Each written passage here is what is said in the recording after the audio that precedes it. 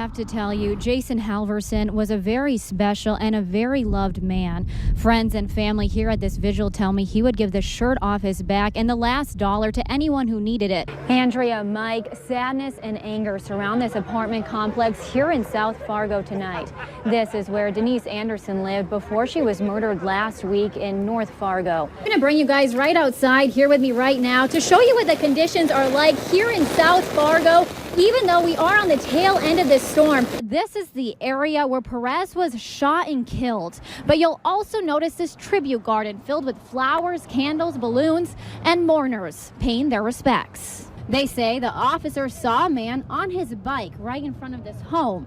And I'm going to step out of the way so you can see that the bike is still here on the scene. Andrea, I'm here at the scene of a death investigation in South Fargo. Now, we actually had the chance earlier today to sit down with Kramer to see how he feels going into tonight. He told us he felt confident, but not cocky, and of course, anxious. If you take a look around me right now, you can see that the snow is continuing to fall. And if you come down with me right over here, you can see the amount of snow, or just some of it, that has already accumulated since it started earlier this afternoon. It's a chilling case that has shaken up communities across the entire country.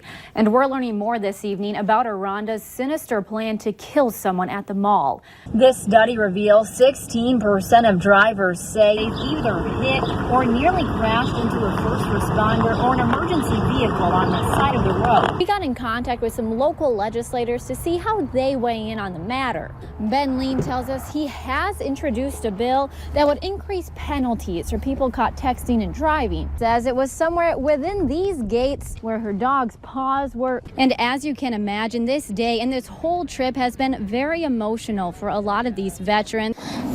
We are following some breaking news for you out of West Fargo. A search crew has been called for what is believed to be a missing aircraft. We're continuing to follow breaking news right now out of West Fargo, where a large fire is burning right now. We have a reporter there on the scene right now. That's Joshua Peguero, and he's going to join us over the phone to tell us what exactly he's seen. We do actually have a woman who was a witness to the start of the scene, Luella Martin, and she's joining us live right now on the phone to tell us about what happened. Luella, tell us what you saw right away. It sounded like you were coming out of a dollar store there in Grand Forks. Police are on the hunt tonight for a Grand Forks man accused of molesting a young child. 32-year-old Derek Mortrud is facing a gross sexual imposition charge. County man has been arrested for murder after court documents say he shot and killed his daughter yesterday morning. Fed up, annoyed, and just plain sick of it. That's how a lot of you are probably feeling about this snow. That was so good. I'm impressed. My older brother, he was a huge Star Wars fan, so I heard a lot of Chewie growing up. Rumors of prostitution, unlicensed workers, and suspicious activity.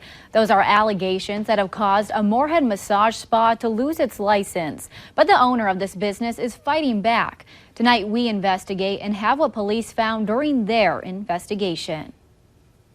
We did have one instance where a male was seen carrying a box of condoms into this facility. It was an investigation months in the making, and it's one that may have Moorhead City leaders talking for months. Individual working is not licensed in our city. Detectives outlining to the Moorhead City Council what they learned about Season Relaxation Spa. We go in, partner and I, we go in to have these massages done at the exact same time. We go in, there's two individuals ready to perform massages on each of us. We had already known at that point that there's only one person that's licensed. It all started in January when the owner of the massage spa was looking to renew its license. That's when a city staff member noticed something not quite right with the application. Something as simple as a proper box not being checked. But police already had an investigation underway. They got some tips about what they consider suspicious behavior. I've been receiving some other complaints from other businesses around the area. One of those complaints involved the previous owner still hanging out here. Why? That was a red flag because the previous owners tried opening the business in Fargo. The city commission there said no. They were concerned about possible prostitution. Then, just 6 months later, they tried opening the spa across the river. Moorhead said no too.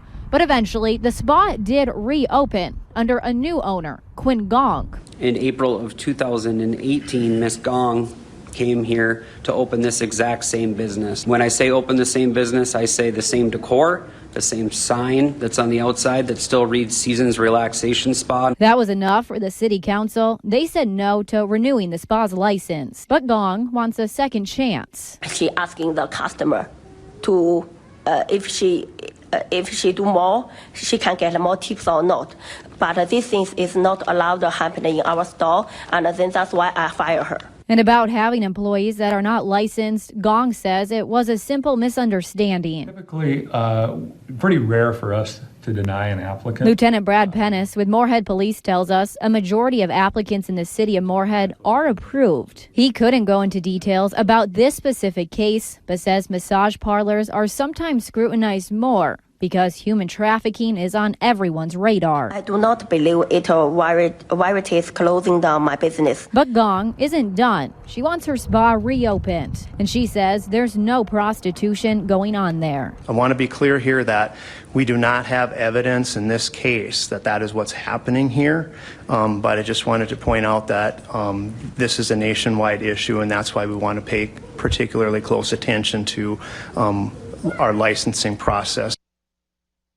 Investigators tell Valley News Live one of the other tipping points for the police department was neighboring businesses saying the spa looked to have primarily male clients. And to be clear, these accounts were not confirmed by the Moorhead Police Department during their investigation.